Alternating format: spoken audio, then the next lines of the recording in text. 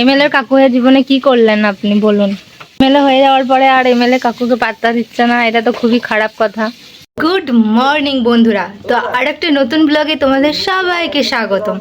আজকে দুপুর দুপুর হাওয়া বদল না হয়ে সকাল সকাল আমাদের বাড়ির হাওয়া বদল হয়ে গেছে। আবহাওয়া পরিবর্তন হয়ে আমাকে পাঠিয়ে দেওয়া হয়েছে রান্না করার জন্য। তো এখন তোমাদের বলি কটা বাজে। তো এখন বাজে 7:25, আর 7:25 এখন আমি রান্নাঘরে ঢুকে গেছি। কারণ যখন করতেই হবে রান্না, তো সকাল সকাল করে নেওয়াই ভালো। কারণ কি দুপুরে তো আর ফ্যানের হাওয়ার থেকে বেরিয়ে যাওয়ার কোনো অপশানই মানে আমি খুঁজে পাই না। এই দুদিন আমি ওই যাওয়া আসা করতে করতে আমার শরীর খারাপ হয়ে গেছে, কোমরে ব্যথা হয়ে গেছে, মাথা ব্যথা হয়ে গেছে, মাথায় চপচপে করে আমার তেল নেওয়া আছে গাইস। কোনো জন্মে আমি তেল নিই না মাথায়, কালকে আমি মাথায় নিজে পুরো চপ চপ করে তেল নিয়েছি। মাথা ব্যথা নাকি কমে, তো যাই হোক দেখা যাক কতটা কমে। তোমরাও রোদে ঘরে থেকে বাইরে বেরিও না, অনেক অনেক বেশি করে জল খাও, গ্লুকন্ডি খাও, মিষ্টির শরবত খেতে পারো। কারো মিষ্টি দরকার হলে আমাদের বাড়ি থেকে নিয়ে যেতে পারো, আমাদের মিষ্টি বানানো হয়, তো আমাদের বাড়িতে মিষ্টি রাখা আছে। যে ভাত বসিয়ে দিয়েছি, এখানে কড়াই বসিয়ে দিয়েছি, আর এখানে আছে কুন্দুরি আর আলু। আজকে আমাদের হবে কুন্দুরির তরকারি।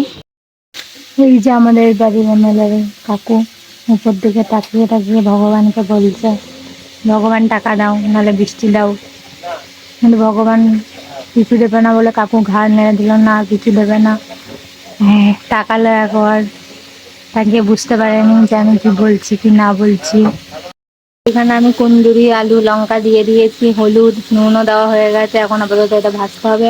আর আমি জানি না আমার মা নতুন কি রকমের ভাত রান্না শিখেছে। বললো যে যখনই ভাতটা উতরে যাবে, মানে যখনই একটু টকবক টকবক করে ফুটে না, যখনই ফুটবে তারপরে হচ্ছে কি যে গ্যাসটা বন্ধ করে দেবে।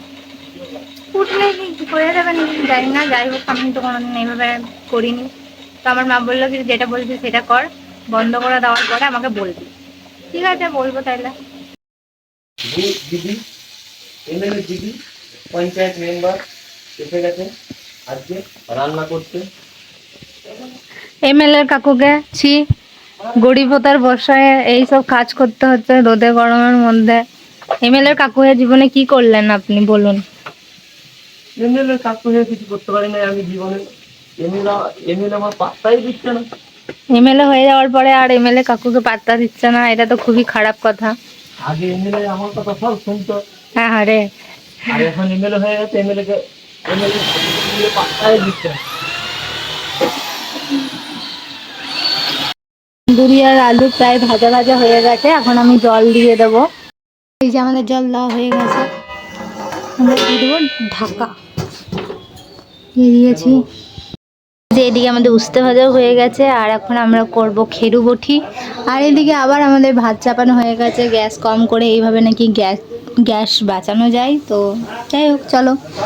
আর আমার মাথায় তো আর অত বুদ্ধি নেই যে কি করে কি করলে গ্যাস বাঁচবে বা কী হবে।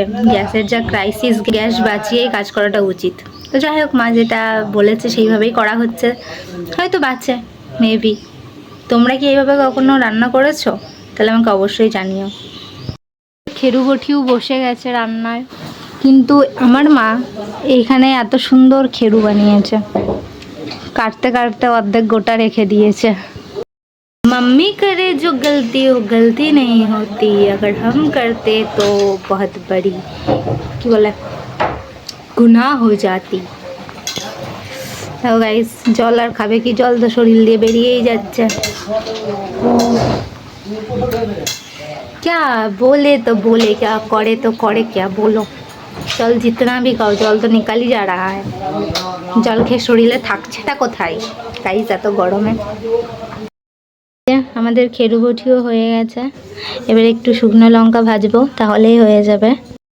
তো সকাল 9টার আগে গাইস আমার রান্না বান্না পুরো কমপ্লিট। তো আজকে আর সারাদিনের মতন তেমন কোনো কাজ নেই, শুধু পরশু দিন জামা কাপড় কেচেছিলাম অনেকগুলো, তো কিছু কিছু জামা কাপড় আলমারির ভিতরে ঢোকানো বাকি আছে, সেগুলো আলমারির ভিতরে ঢুকিয়ে নেব। আর এই জলের বোতল গাইস, যে জল খাচ্ছি তা ঘামের মাধ্যমে গা দিয়ে বেরিয়েই যাচ্ছে। তো তোমাদের কাছে আমার একটাই অনুরোধ, যে অনেক বেশি বেশি করে জল খাও, কারণ না হলে শরীর খারাপ করবে। তো জল খাও। তো বেইমানি হয়েছে গাইস। আমি গরমের মধ্যে রান্না বান্না করে এসে ফ্যানের তলায় ভাবলাম একটু শোবো, কারেন্ট চলে গেল।